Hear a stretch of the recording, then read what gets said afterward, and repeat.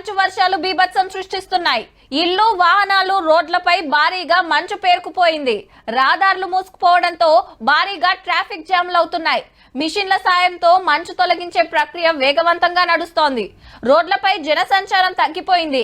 అక్కడక్కడ చిక్కుకుపోయిన పర్యాటకులను అధికారులు సురక్షిత ప్రాంతాలకు తరలించారు.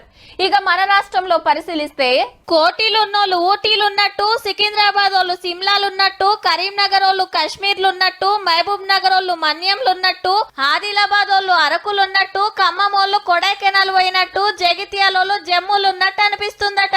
కేరళ ఊటీ కొడైకెనాల్ అక్కడ ఫారంకట్లో ఎలా ఉంటుందో వాతావరణం ఇక్కడ కూడా అలాంటి వాతావరణం నెలకొల్పుకుంది. 2-3 రోజుల సంధి ఇగం చిన్నగా లేదు. మరి మీది బాజుకు మంచు వానలతోని ఎంత సలున్నదో మీదికెళ్లి తుప్పురు పడుతుండే వరకు తెలంగాణలో సుత గట్లనే ఉంది.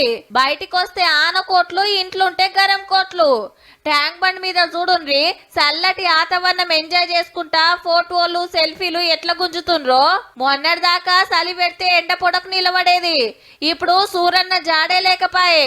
పేయి గరం చేసుకుంటానికి చలి మంటలు వేసుకున్నాడు, ఉడుకుడుకు చాయ్ సప్పరిచ్చుడు. చాలా కూల్ గా ఉంది వెదర్. చాయ్ తాగంది మాకు చేతుల కాళ్ళు ఏం పని చేయట్లేదు. ఇక క్లైమేట్ ఇలా చల్లగా ఉండి మబ్బు ఉండి ఇలా వర్షాలుగా ఉంటే కనుక ప్రతి 1-2 అవర్స్ కి టీ తాగాలనిపిస్తే మనకి మైండ్ రిఫ్రెష్ గా ఉంటది. బజ్జీల బండ్లకు బగ్గనే లైన్లు కడుతుండ్రు. ఏహే మన దుఃఖం కాడుందని ఎర్రమందు తోటి బాడీ గర్మీ చేసుకున్నాడు సుతా పెరిగిందటుల్లో. పొద్దుముకి ఓ మల్క పట్నం అంతటా గట్టిగానే పడ్డది ఆనా.